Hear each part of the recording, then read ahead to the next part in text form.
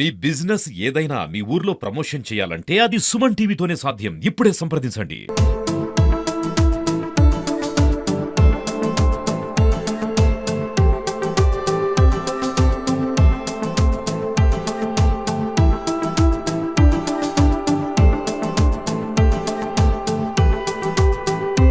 ఏ పని చేసినా ముందు ఆమె ఉండి నడిపిస్తుంది. నేను క్రికెట్ ఫస్ట్ నుంచి నేను క్రికెట్ అంటే చాలా ఇష్టపడేవాడిని. క్రికెట్లో తెలంగాణ రాష్ట్రానికే ప్రాతినిధ్యం వహిస్తున్న వెంకటేష్ ఒక క్రికెటర్నే కాదు, గొప్ప ప్రేమికునిగా కూడా ఊర్లో పేరు పొందాడు. ఈ వెంకటేష్ కంటే ముఖ్యంగా గొప్పతనం మాత్రం ఆమె భార్య నాగేంద్రకే దక్కింది. కాబోయే భర్తకు 2 కాళ్ళు లేవని తెలిసినా కూడా తన నిండు మనసుతో ఆయన వివాహం ఆడింది.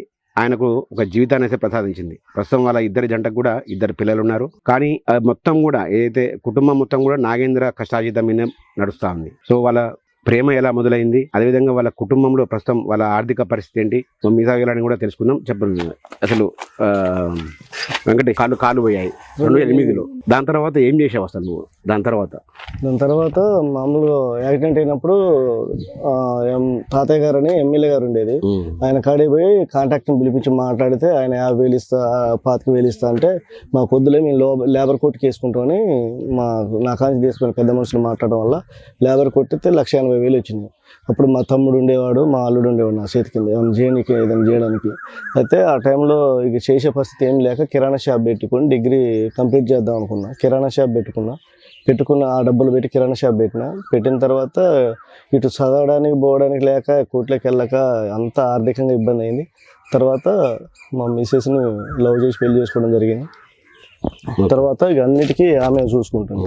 ఇప్పుడు అన్నీ ఉన్న వాళ్ళని కూడా అమ్మాయిలు ఇష్టపడట్లేదు చాలామంది. 2 కాళ్ళు కూడా లేవు ఆయనకు. ఎట్లా ఇష్టపడ్డావమ్మా? అసలు మీ ప్రేమ ఎట్లా స్టార్ట్ అయింది? నేను ఆయన 2-3 సార్లు చూసిన. ఇక్కడికి వచ్చినప్పుడు ఫోన్ ద్వారా పరిచయం అయినప్పుడు నేను బట్టల షాప్లో పనిచేస్తాను హైదరాబాద్. అట్లా ఫోన్ ద్వారా ఆయన కూడా అడిగింది, నాకు ఇట్లా కాళ్ళు లేవు, మరి చేసుకుంటున్నాను అన్నారు.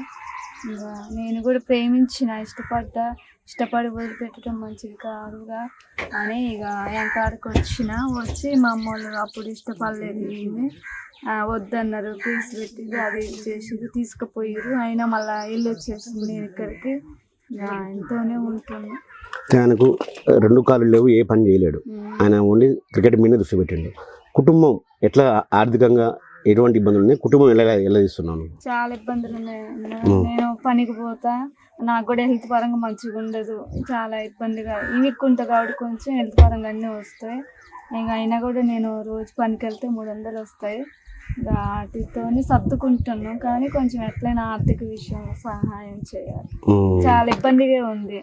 ఇంకా ఆయన పోయినప్పుడు ఒక 15 రోజులు అట్లా 10 రోజులు పోతాడు. మరి నేను కూడా ఇంట్లో ఉంటే ఎట్లా వెళ్ళదు, పిల్లలు ఉన్నారు కదా అని ఇక ఎప్పుడు ఇంటికాడ వండుకొని పోతానే. ఏం చదువుతున్నారమ్మా పిల్లలు? 2 పిల్లలు.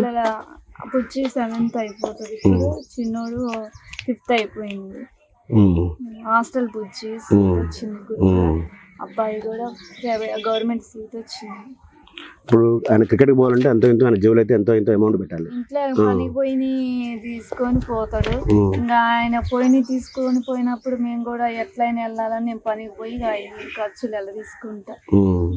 తినక ఆయన పోయిండని మనం ఇంట్లో ఎట్లా నేను పనికి పోతా, దయపెట్టి సర్దుకుంటాను. ఇక అట్లా ఎలా తీసుకుంటా.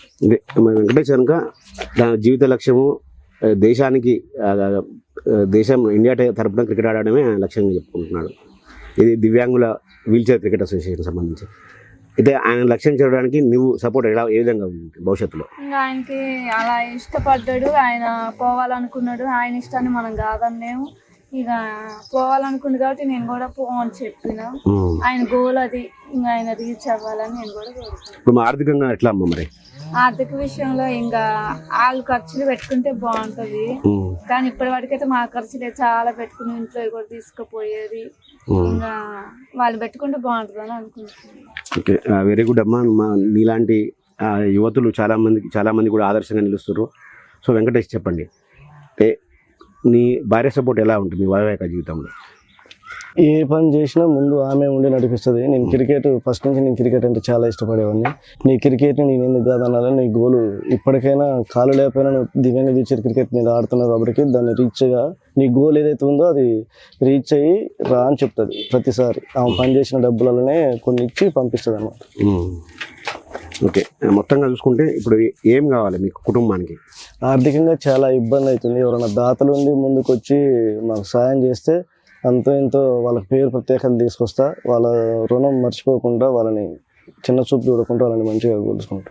ఓకే, ఇది వెంకటేష్ జీవిత కథలో క్రికెటర్గా ఒక గొప్ప ప్రేమికునిగా కూడా తన భార్య మనసును గెలిపొందాడు. కానీ వాళ్ళ ఆర్థిక పరిస్థితే వాళ్ళ గమ్యాన్ని చేరుకోవడానికైతే కాస్త ఆటంకిగా నిలుస్తుంది. సో మనసున్న మహారాజులు ఎవరైనా కూడా వచ్చి వాళ్ళ కుటుంబాన్ని ఆదుకోవాల్సిన అవసరం కూడా ఎంతైనా ఉంది.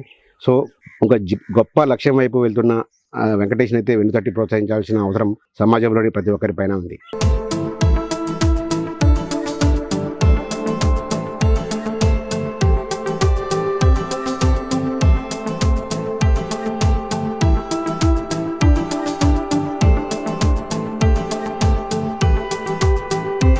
ఏ పని చేసినా ముందు ఆమె ఉండి నడిపిస్తుంది. నేను క్రికెట్ ఫస్ట్ నుంచి నేను క్రికెట్ అంటే చాలా ఇష్టపడేవాడిని.